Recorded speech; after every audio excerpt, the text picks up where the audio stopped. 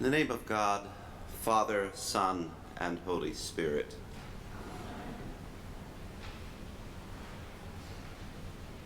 It's the feast of Christ the King. It's the last Sunday in the church year. New Year's is next Sunday. This is what all of the lectionary after Pentecost has been pointing us to.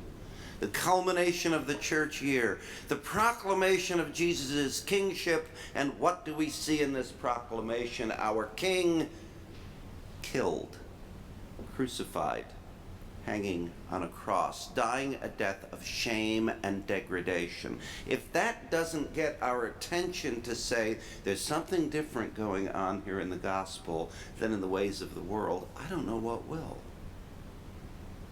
Because our concept of kingship is what? Somebody who's in charge, somebody who can come in and, take names and make things happen. Oh, we make jokes about it. We have the old Monty Python thing about he's the one who doesn't have dirt all over him like the rest of us. And that's where we get off the tracks a little bit. Because even when we clean it up, clean Monty Python up and say he's the one who doesn't have dirt all over him like the rest of us, we immediately say that Jesus' rule involves what in terms of our own lives? We say that we have dirt on us, that there's something wrong with us. And I would suggest to you that as long as we go around saying there's something terribly wrong with us, we won't be able to participate in the reign of our King in the way that he calls us to. Now, classically, we tend to think of sin as dirt, something wrong with us. But I suggest to you that what our readings today point us to is a different concept of sin, one of broken relationship. We have two criminals on the cross. They admit, or the mouth of the one says, we're under a just sentence. We deserve what we're getting. So they admit that they've done something wrong.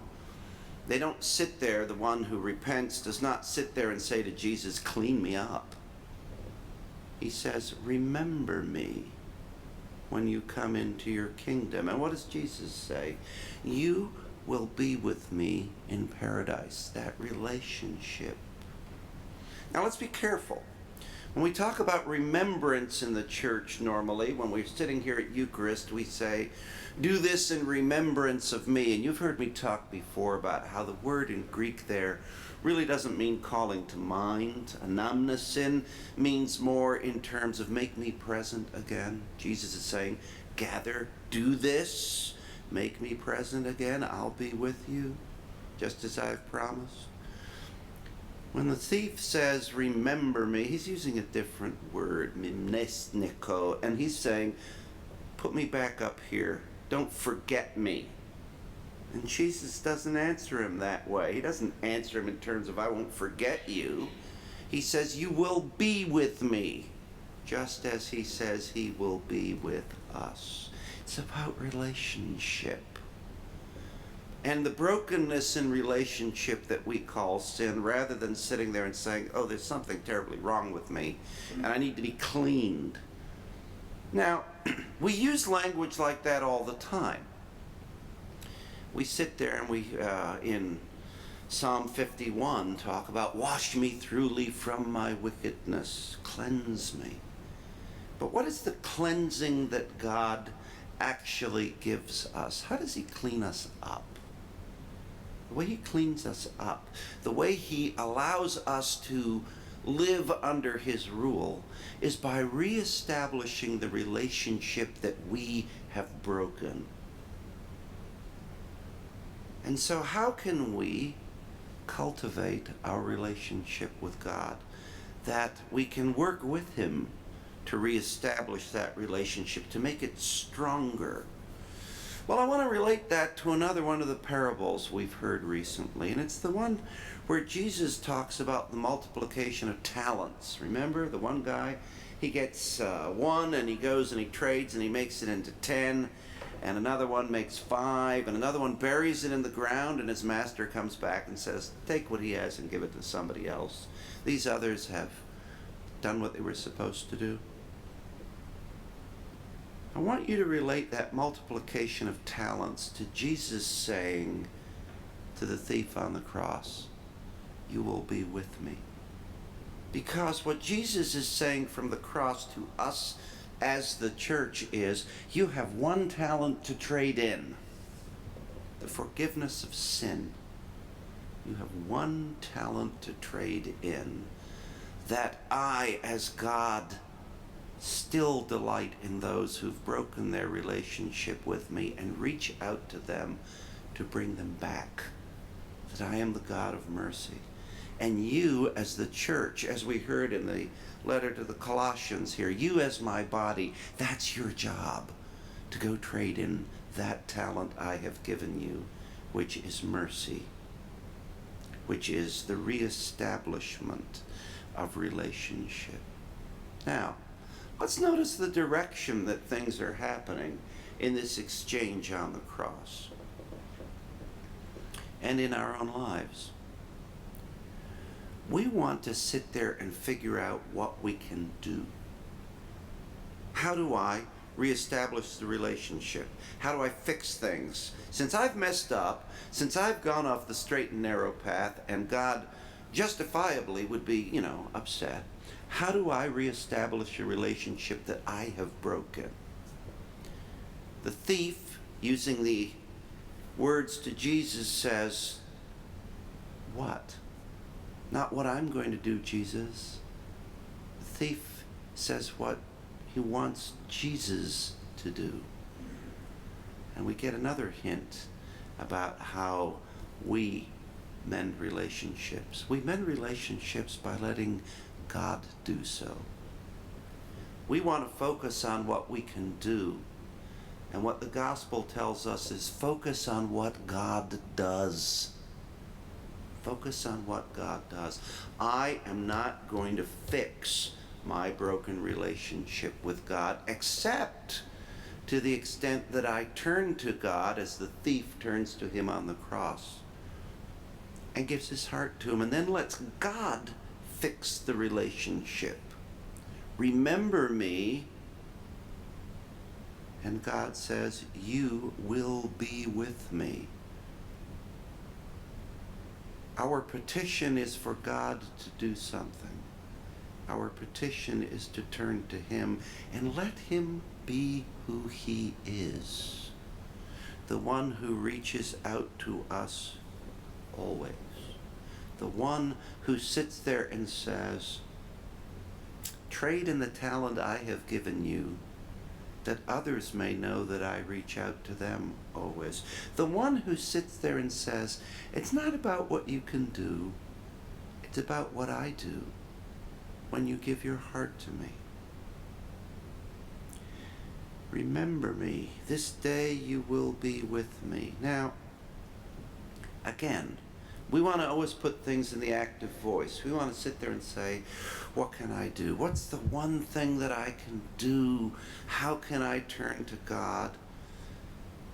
And the intention to turn is how we start. The intention to recognize that there's someone to turn to is how we start, which is why you're here today, why we're all here today.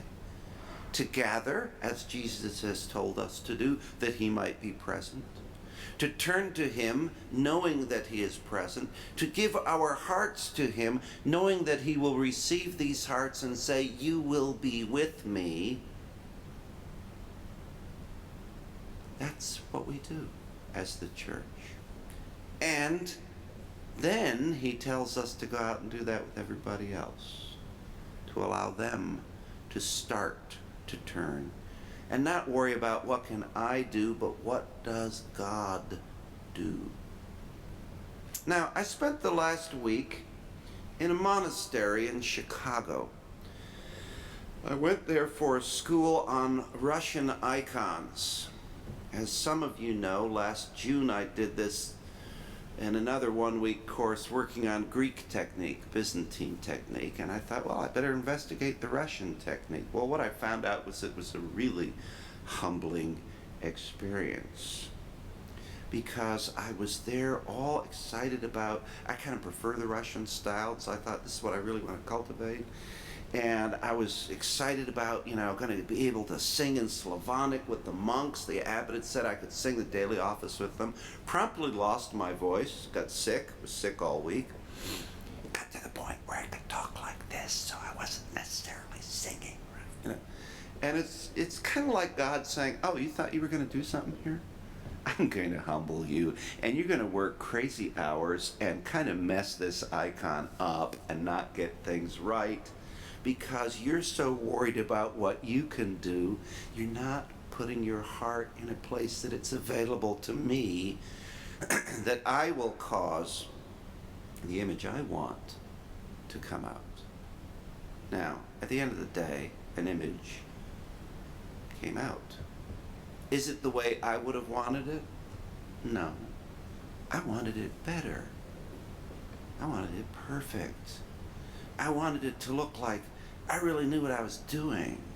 I wanted it to look like, Carl, you really surprised us. Look at what... No.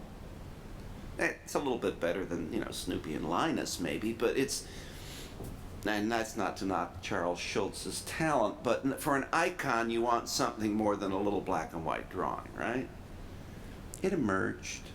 The technique is much, much more difficult. Maybe that was part of the point. I got on a train and went down to Chicago and thought about all the neat stuff I was going to do and how I was going to sing. None of that happened. But what did happen? What I found walking around a somewhat dodgy neighborhood on the south side of Chicago, trying to find a place to eat and things like that, was that I had time to focus how, even in places like that, and even with a sense of failure, God's there.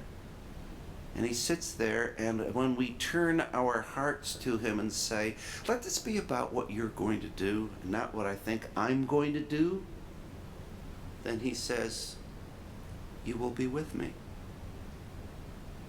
Then he sits there and allows us to have encounters with people we didn't expect to encounter, to find a glimpse of God in them, and hopefully that they might find a glimpse of God in how we interact.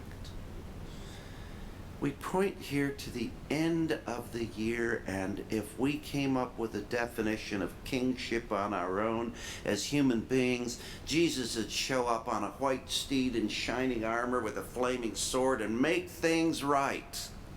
And what does he do? He shows up hanging on a cross with people mocking him and spitting at him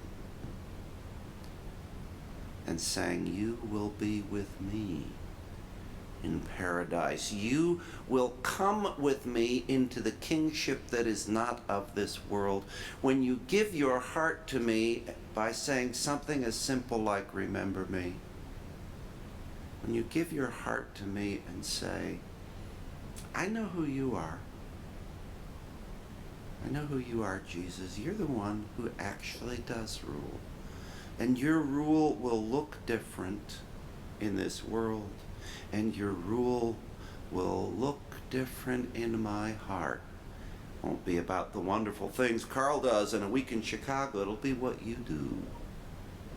It won't be about how he tries to lift up his voice and sing in Slavonic with the monks. It will be about how he sits there and talks like this while they lift their voices and blend their voices in ways that cause everybody sitting there to just go, oh.